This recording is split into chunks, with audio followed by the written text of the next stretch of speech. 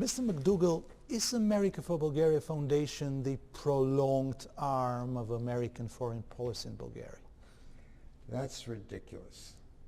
What we are is a group of people wanting to help Bulgaria in its most important challenges. And we have an independent board of directors. And if you go on our website, you can look it up. And you can see these are independent thinkers from all parts of the U.S. We've got journalists, we've got business people. These are the people that decide what the best priority is for Bulgaria.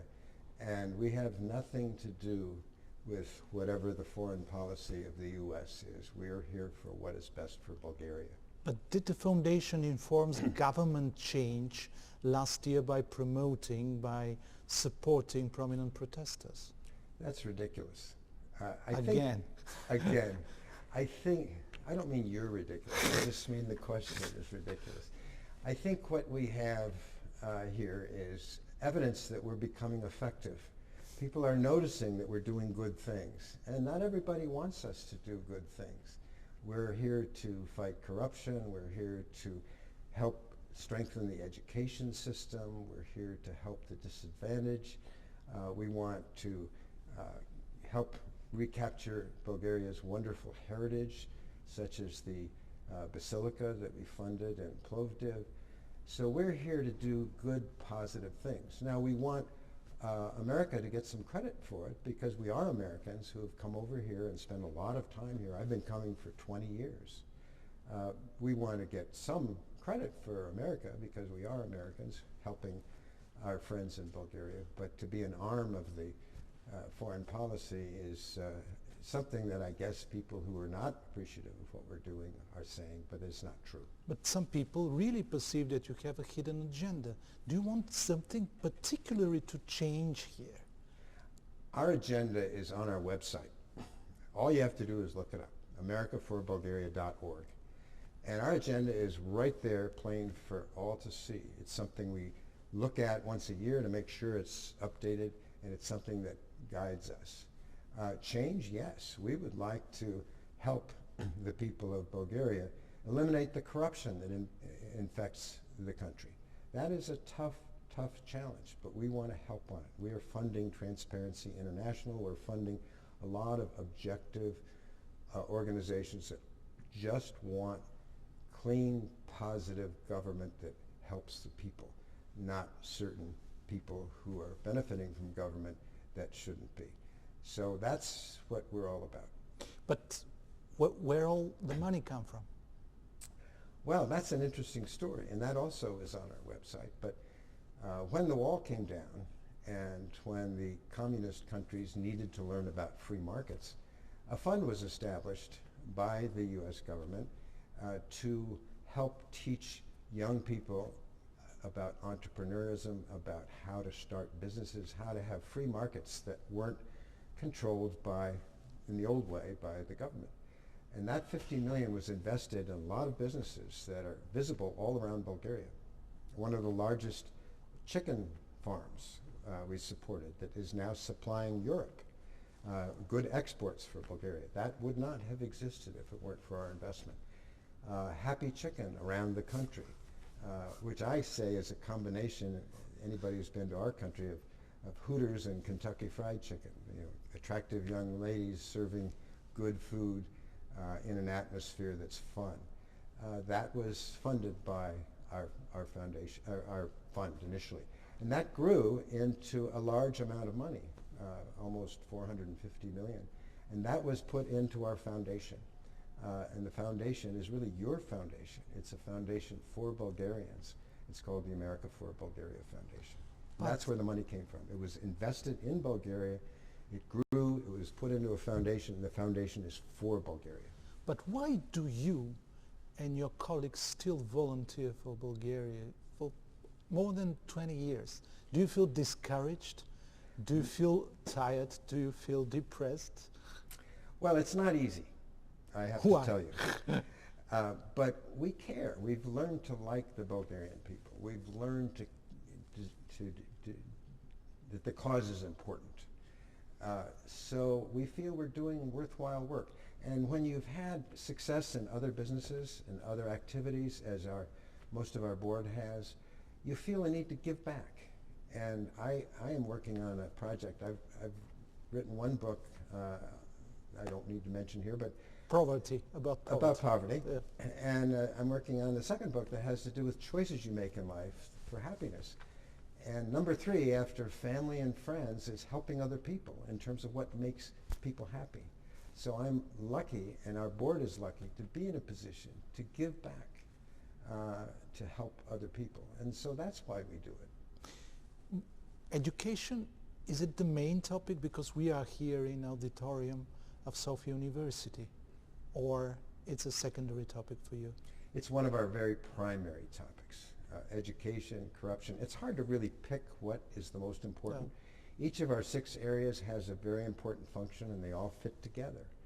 So education, and I'm really excited. I saw this hall before it was renovated, and we put $1,200,000 into the hall, and to see it transformed with the LED lights under the desks and the beautiful woodwork and the high-tech technology teaching tools, very exciting. And we know that lots of Bulgarians, important Bulgarians, pass through this hall. And the idea that we were able to help transform this is very exciting and makes me happy. That's one of the reasons we do this sort of thing. Yeah, you're writing the book about happiness. Maybe you will discover why Bulgarians are so unhappy and pessimistic. Well, you know, I've seen those surveys, and there's much to be worried about. And Bulgaria's been in a very difficult part of the world, as they say, a difficult neighborhood. And so there's a history of these difficulties. There's the Ottomans, and then there's the communists, and it's been a tough history. And I can't say that if I wasn't, through the accident of birth, I didn't have to live through that history. I don't know how I would feel, but I guess I understand it, and I want to change it. You yourself were advising George Bush Sr. in '88. Do you think politics have a sinister side? Well, you know, you mentioned him. He is one of the nicest guys you'll ever meet. He is so kind. You talk to the White House staff that served when he was there, and they say this is one of the greatest guys, and they treat each other as partners. He invites them down to baseball games when he was president of the United States, and a fellow was a steward in the White House. He is not a sinister person. He is an uplifting person. He's kind. So there we are. But you're running for president of the United States. That's a tough business. Politics, as they say, politics ain't beanbag. So you have to put yourself in a position, a confrontational position with your opponent. That's, I don't think, sinister, but it is difficult and unpleasant. You, as a Republican politician in Chicago, watched the present president from the other side, Mr. Obama, who also comes from Chicago. He sure does. Yeah, but what's the secret of his success? Because he was on the other side of you. Well, that's true. And in fact, my first book on poverty, he was a junior senator in the minority. And I saw him at an event in Washington when he'd become a senator, a U.S. senator. And he said, Gary, you know, I've read your book. I've got it in my library. And I felt honored that the U.S. senator had read my book, and it was in his library. I said, what did you think? I said, what did you think? He said, well, I really liked it, but you didn't put my name in it. And I said, well, you were a junior senator in the minority. If I'd known you were going to get to be so important, I would have put it in anyway. But the thing about him, he is spellbinding as a speaker. He is very shrewd. His political skills are in a class by himself. I frankly think he didn't have the proper experience to be president of the United States because he'd been only for a brief period in the Illinois state legislature, a brief period in the U.S. Senate, and because of those skills, those political skills, he became president of the United States.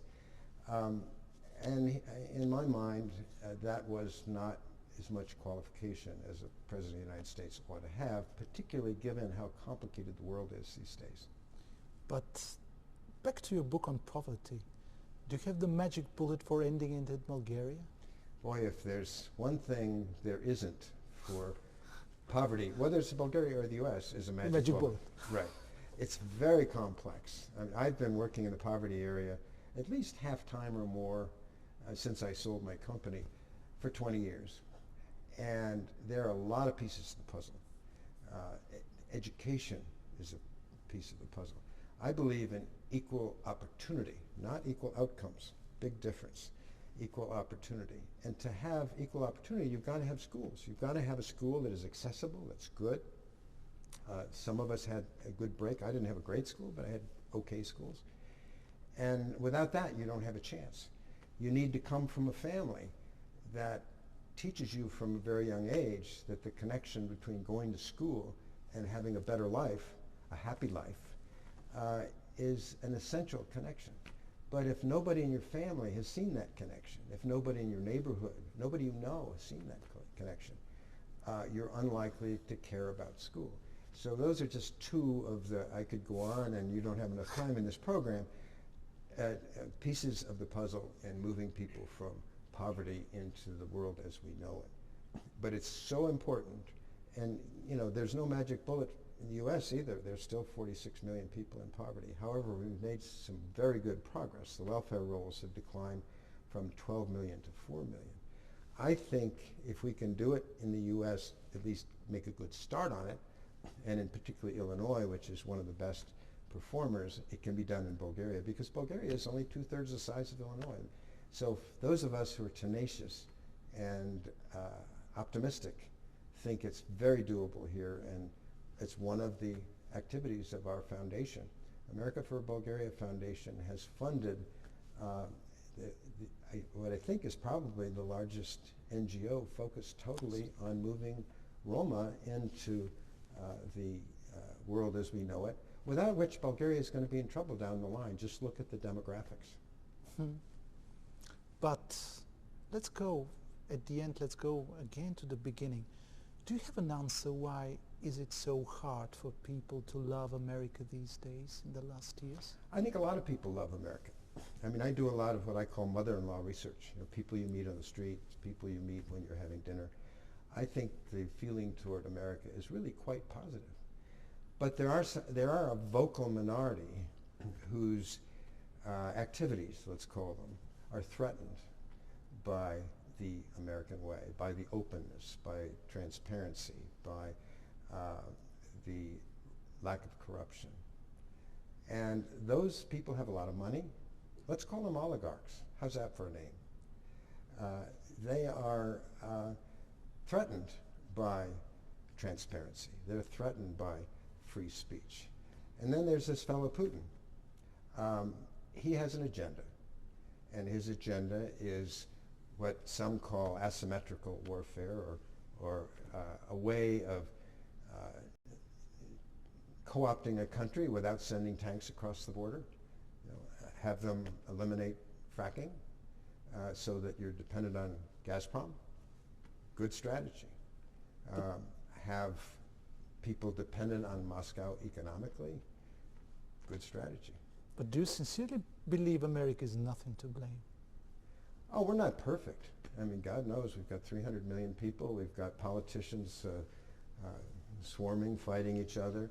I mean, I can give you a list of problems America has. But that doesn't mean we're evil, and it doesn't mean that we don't have a very warm feeling and a positive agenda for Bulgaria. And just think about it. The America for Bulgaria Foundation is the largest foundation in the Balkans, and it was created by Americans for Bulgaria. We're unpaid all this time. We care. So if that's not a good reason to think that Americans are pretty decent people, albeit not perfect, I know maybe you're perfect, but I know I'm not. Thank you very much, Gary.